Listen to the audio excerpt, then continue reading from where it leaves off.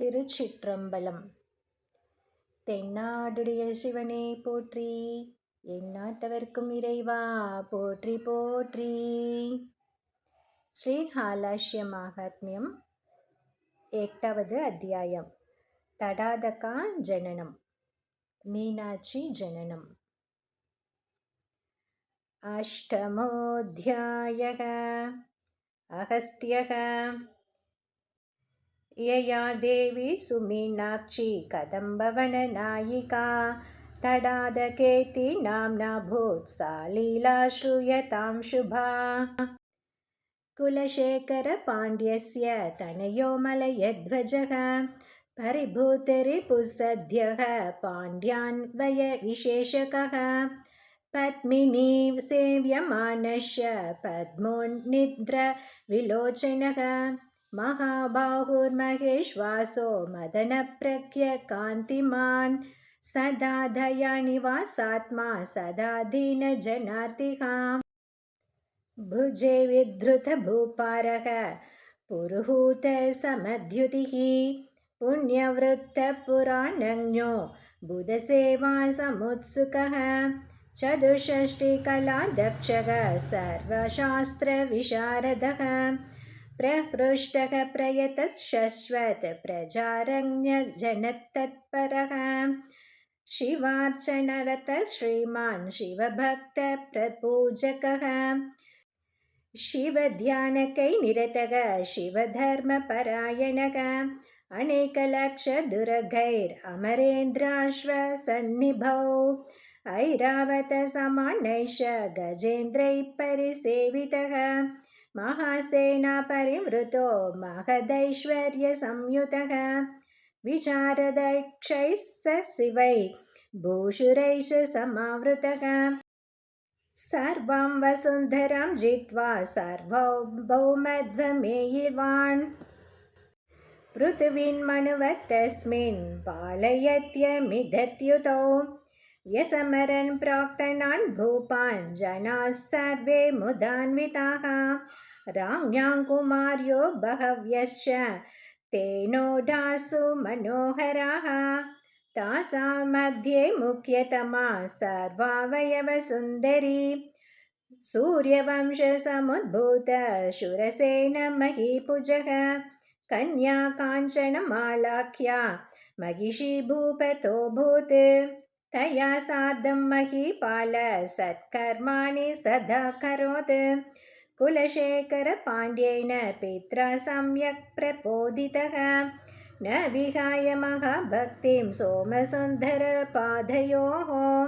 त्रिकालं प्रत्यहं नत्वा श्रीहालाशेश्वरं विभुं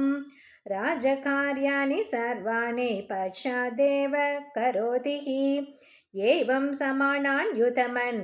अनपत्यस्य भूभुजः प्रययो सोमवंशोत्त भूपचूडामणोस्ततः व्रतानि चक्रे पत्यार्थं शाम्भवानि बहूनि च. कृष्णायाश चतुर्दश्याम् अष्टम्यां सोमवासरे नियमेनोपवासञ्च तानानि विविधानि च शिवस्यापि महापूजां विधिवच्च विधाय सः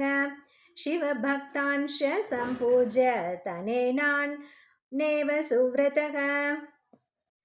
करोति पारणां पश्चात् परितोषेण पाण्ड्यजः पुनश्चान्यानि कर्माणि शिवप्रीतिकराणि च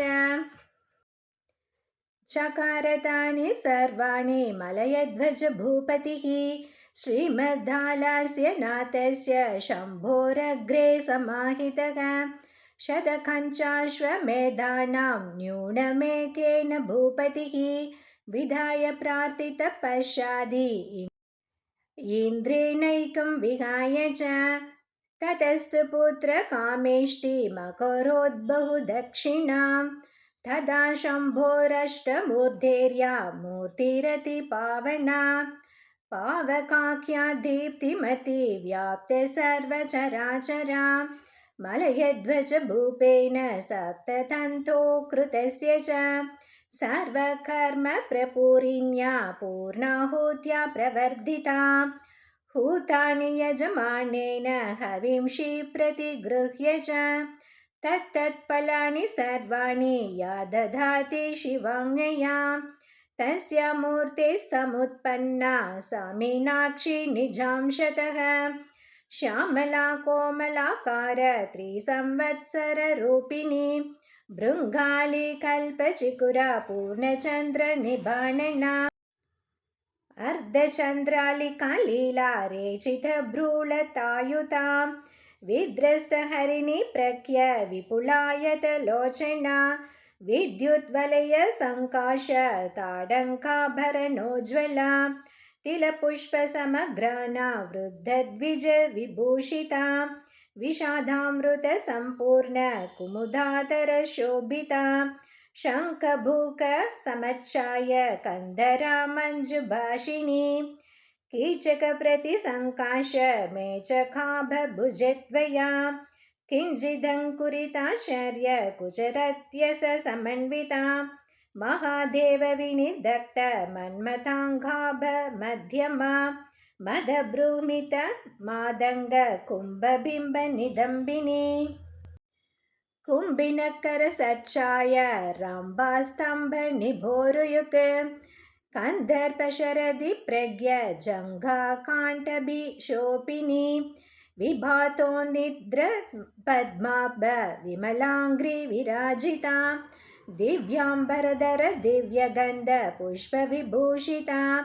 एवमुज्ज्वलवेषा सा विलीलया परमेश्वरी मलयध्वज भूपाल यजमान समीपकां पद्मिनी काञ्चनमालाञ्च समालिङ्ग्य सुविस्मिताम् अङ्गं तस्याः चारुरोह बालालोकविमोहिनी कुचेनैकेन विकृतां तां विलोक्य सुकन्यकां मलयध्वज भूपालस्तथा खिन्नमनाह्यभूत् तद्गेधाशान्तये सद्य सञ्जाता शङ्करस्य वाक् मासुषस्त्वं महीपाल महदी देवता तव सपत्नीकस्य महते श्रेयसे जगदामपि अङ्गीकृत्य पुत्रीत्वम् आविर्भवति नामतः तटारकेयं कल्याणी यदा भर्त्रा विलोकिता तदानीमग्मनं भवति विकृतं कुचमण्डलं जातकर्मादि यत्कर्म तत्सर्वं सकसा कुरु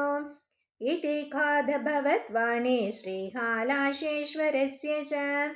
तां कृत्वा देवदेवस्य प्रसाद इति चिन्तयन् यजमानो महीपालो विधवद्भिर्जातकर्म च दानैश्च विविधैः सार्धं सद्यो निर्वर्त्य कन्यकां नाम्नां तटाटकां कृत्वा पत्न्या काञ्चनमालया मद्भागधेयमधुना कन्यावेषं प्रगृह्य च वंशत्रयं मदीयञ्च समुद्धर्तुं भवाम्बुधेः पत्न्यै पुनः पुनस्त्वेवं कथयित्वा महाधरात् पुनः सर्वैः आभरणैरलङ्कृत्य विलोक्यतां सन्तोषसागरे मज्जनास्ते सर्वैः सुहृज्जनैः देवी काञ्चनमाला च पुत्रीं लब्ध्वा मनोहरां मेने रमां सुसंहृष्टा तां नित्यम् उपलाल्य च अनुभूय महाभोगान् पर्त्रा सार्धं सुखं स्थिता अनाद्यन्ता पराशक्तिरद्वैता शम्भुना निशम् लीलयांशेनावतीर्य मलयध्वजमन्दिरे वर्धते शुक्लपक्षे च यथा चन्द्रकला तथा ऋषयः पुरा दाक्षायणि देवी पितरं शिवनिन्दकं त्यक्त्वा हिमाद्रे सञ्जाता त्वद्गुणा केन हेतुना मलयध्वजपुत्र्यासीन् मुने तत्कारणं वद अगस्त्यः पुरा गन्धर्वराजस्य कन्या विश्वाससोरभूत् नाम्ना विद्यावती कन्या गीतेनाखिल मोहिनी बाल्ये वयसि वैराग्यं देवी भक्तिमवाप्य च सुगन्धालेपनं त्यक्त्वा भस्मोद्धूलितविग्रहा भूषणान्यपि सन्त्यज्य रुद्राक्षैः कल्पितानि च हाराकुण्डलकेयूरप्रमुखाभरणानि च ददाति सुमहत्प्रीत्या ध्यात्वा हृदयपङ्कजे अहर्निशं पूजयति पार्वतीमेव भक्तितः मूलविद्यां च जपति प्रस्तौति स्तुतिभिश्लसता देवी परायण भूत्वा पितरं ज्ञानिनां वरं विश्वावसुं सा पप्रच्छ साधं मुनिपुङ्गवाः विद्यावतिः आर्याणमार्या भगवन्ता तत्त्वं ब्रूहि तत्त्वतः खद्भूमौ विशिष्टानि महादेव्यां बहूनि च सन्ति स्थानानि तेषां तु मध्ये सारतरं वद विश्वावसुः शृणु विद्यावति सूते रहस्यं स्थानमुत्तमं सदानन्देन कथितम् अस्माभिः प्रार्थितेन च निश्चेतुं क्षेत्रमाहात्म्यं ब्रह्मणा तुलितं पुरा पुण्यक्षेत्रमशेषं च श्रीहालास्यमभून्महत् मेरुमन्दर कैलास काशी श्रीपर्वतादि च सर्वमेकत्र संस्थाप्य श्रीहालास्यमतापरे स्थापितं चाधिकतरं सद्यसिद्धिकरं ततः स्वर्गद्वारं सदैवास्ते सोद्घाटितकवाटकं सुमीनाक्ष्या पूजनार्थं विज्ञाप्य त्रिदिवेश्वरं षट्शादिदिव्यनारीभिः अहर्निशम् अथोऽधिकम् श्रीहालाशे महाक्षेत्रे महातीर्थस्य धीरके दिव्ये हर्म्ये पराशक्तिः परिपूर्णा परात्परा अनाद्यन्ता जगन्माता सच्चिदानन्दरूपिणी स्मृता मात्रेण पापग्नि सर्वैश्वर्यप्रदायिनी देवी सा करुणामूर्ति श्रीहालाशेश्वरस्य च मनोज्ञाशपराक्षी च महादेवी मनोन्मणिः सदा करोति सान्निध्यं भक्तानाम् इष्टसिद्धये देवी पीठानि अनेकानि सन्ति लोकत्रयेषु च तेषां मध्ये चतुष्षष्टिपीठानि च महान्ति च तेषु मुख्यतमं पीठं कदम्बवनपीठकं वसुपूर्णस्व च विद्यो यक्षो विद्याधरक्रमात् पञ्चस्वरो मत्पिता च तत्र सिद्धिं परां ययुः इति विश्वावसु वशश्रुत्वा विद्यावती तदा अहं च तत्र गत्वा तां समाराध्य त्रिकालतः आसु सिद्धिम् अवाप्स्याम् ईद्याशया पराययुधा विश्वावसुं च जनकं सम्यक् सम्प्रार्थ्य तस्य च लब्ध्वानुज्ञां सुमीनाक्षी दर्शने भाग्यवत्यहम् इति सञ्चिन्त्य मनसा मनोवेगेन कन्यका औत्तरेण पता गन्तुम् उद्युक्ते द्वादशात्मनि सङ्क्रान्तिपुण्यकाले तु श्रीहालाशं समाविशत् ददानीमेव नियमं पुरुषैरपि दुष्करं मनस्विनी च जग्राह संवत्सरमहाव्रतम् स्वर्णपद्माकरे स्नात्वा विघ्नेशं सम्प्रपूज्य च देवीं नत्वा सुमीनाक्षीं श्रीहालाशेश्वरं शिवं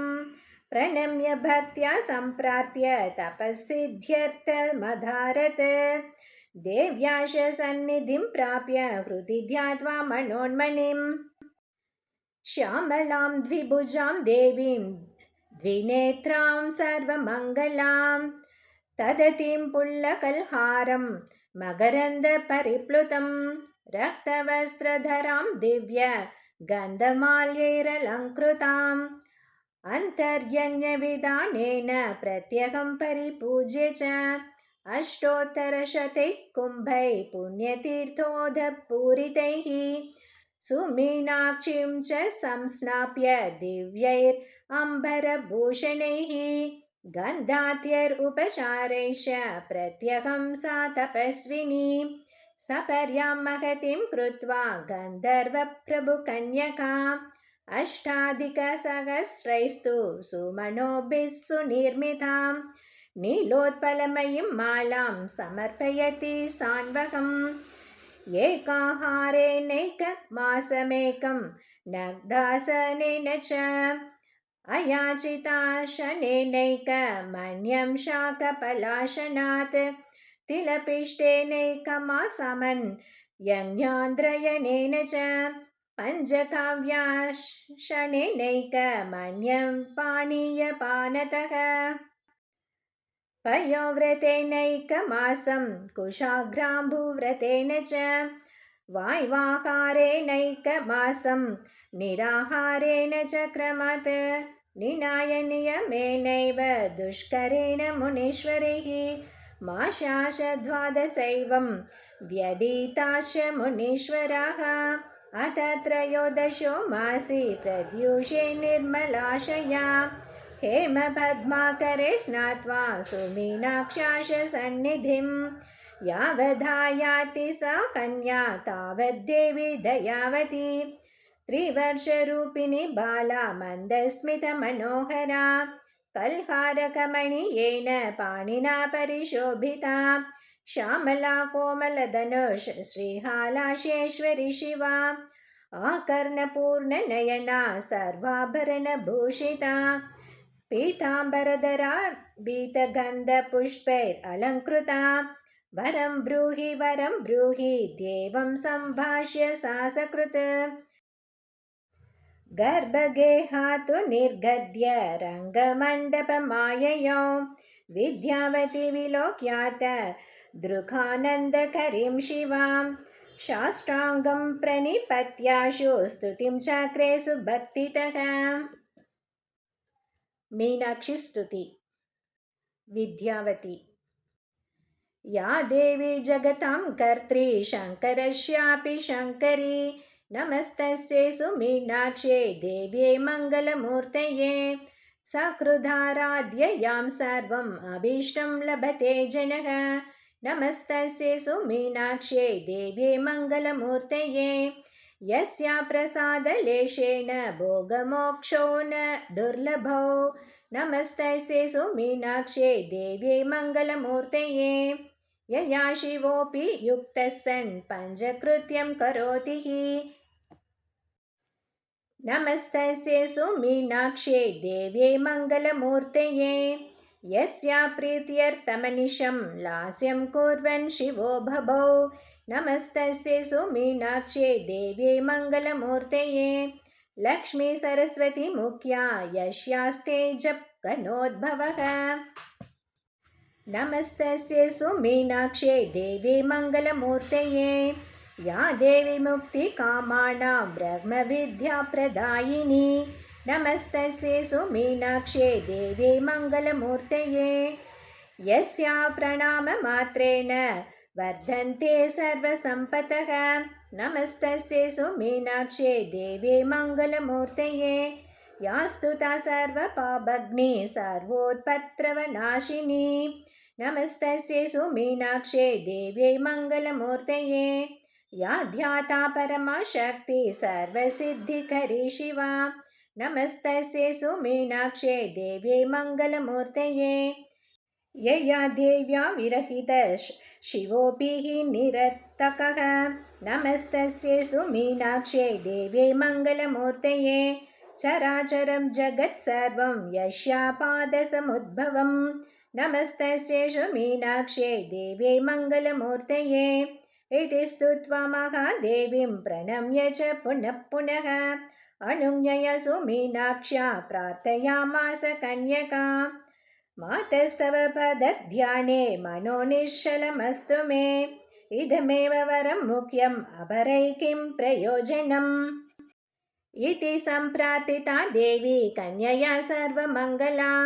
कन्यारूपा कन्यकां च प्राह गोकिलवद्गिरा तवासु मनसस्थैर्यं मम रूपस्य शीलने पुनः प्रार्थय कल्याणे दुर्लभं वरमुत्तमम् देवि वाक्यमिदं श्रुत्वा प्रागपश्चादभीप्सितं मत्पुत्री भवति भूत्वा रूपेणैवं विधेन च आलिङ्गनादिकृत्येन सन्तोष्य प्रतिवासरं मुक्तितं पुनः प्रयच्छार्ये सुमीनाक्षि महेश्वरी विद्यावत्या चैव मुक्ता पुनः प्राह महेश्वरी भविष्यज्जन्मनि त्वं च चन्द्रवंशशिरोमणिं मलयध्वज भूपालं पतिं लब्ध्वा महोजसम् अनुभूय चिरं कालं तेन सार्धं महासुखं ततः सुपुत्रकामेष्ट्यां सज्जातां जातवेदसः कुचत्रययुतां पुत्रीं मां लब्ध्वा मदनुग्रहात् कैवल्यमतते भूयान्मलयध्वज भूभुजा त्वया कृतमिदं स्तोत्रं पुत्रपौत्रतनप्रतं स्त्रिया वा पुरुषेणापि नियमान् मम भक्तितः जप्तं चेत् सर्वसौभाग्यप्रदं स्याच्च न संशयः इति विद्यावतीं कन्याम् अनुगृह्य महेश्वरी पुनश्च गर्भगेहं प्राप्य दृश्या अभवत् शिवा निरवध्य सुमीनाक्षी हेतुनानेन निष्कला देव्या काञ्चनमालाया मलयध्वज भूपतेः पुत्री तडाता नाम्ना सञ्जाता सर्वमङ्गला भवत्कृताया पृच्छाया प्रतिवाक्यं प्रकीर्तितं यस्या श्रवणमात्रेण भुक्तिमुक्तिन दुर्लभे मलयध्वज भूपालस्तां कन्यामदिसुन्दरीं पुत्रवत् सततं मत्वा स्ववंशोद्धारणाय च विद्या सर्वा बोधयित्वा धनुर्वेदपुरःसराः कृतार्थोऽहमिति ज्ञात्वा सुखेनास्ते श्रिया तया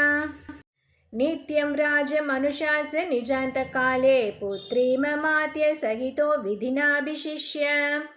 तस्यां तदात्मविधृतां दुरमर्पयित्वा त्यक्त्वा धनुं विभूतसंसदमाससाद ततः स्वर्गं गते तस्मिन् पुत्रभावान् सुदैवसा औत्त्वा दैहिकमातेने प्रोहितमदानुकाः तडातका कन्यका च समर्था सर्वकर्मसु राज्यं चकार युद्धं च नीत्या शक्त्या स्वशत्रुभिः सर्वदेशाधिपत्यं च सर्वैश्वर्यमवाप्य च शशाशमगति देवी कन्यका कन्यकापुरीम् लीलादुर्या देवस्य कथिताय मयाधुना तां श्रुत्वा च सकृद् धीमान् महत्या सम्बधायुतः दीर्घमायुष्य पुत्रांश लब्ध्वान्ते स्वर्गमाप्नुयात् इति श्रीस्कान्दे महापुराणे अगस्त्यसंहितायां हालास्यमाहात्म्ये तटातका जननं नाम अष्टमोऽध्यायः। नमः पार्वतीपतये हर हर महादेवा। தென்னாடுடைய சிவனே போற்றி, எந்நாட்டவர்க்கும் இறைவா போற்றி போற்றி. ஓம் நம சிவாய.